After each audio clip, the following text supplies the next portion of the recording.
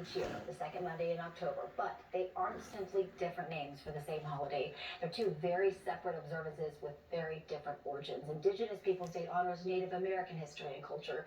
Joining us now to talk about the significance and history of this day is our 9 News racial equity expert, Dr. Rosemary Allen. Thanks for coming in. So happy to be here. This is an important topic to talk about because, how you refer to the day is, really important, significant. So go back to the history of Indigenous Peoples Day. Around 1977, we started to see this initiative. We saw the urging of Indigenous people and allies to really abolish this holiday that they found very offensive.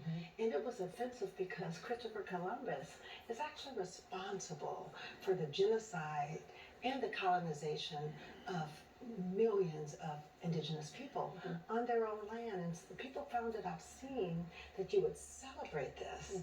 And they began to protest. And even here in Colorado and Denver, huge protests for many, many years.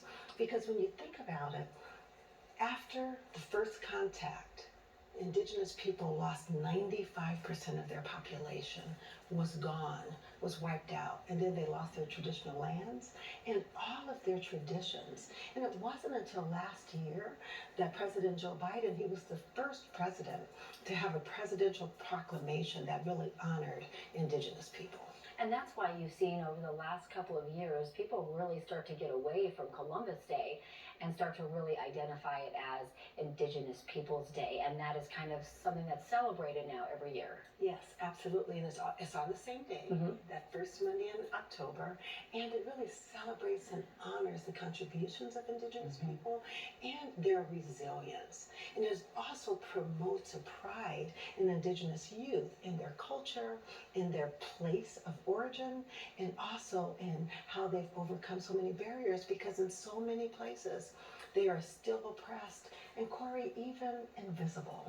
When you think about indigenous people, we don't think about them being seen very often in society because so many have been expropriated to reservations where they don't have basic needs met, and they're actually prisoners in their own land. And this kind of brings some of that recognition back for them. You talked about President Biden. Do you think his proclamation goes far enough? I think it's a great first step, but not nearly far enough. We've not even apologized for the genocide or oppression of indigenous people that continues today.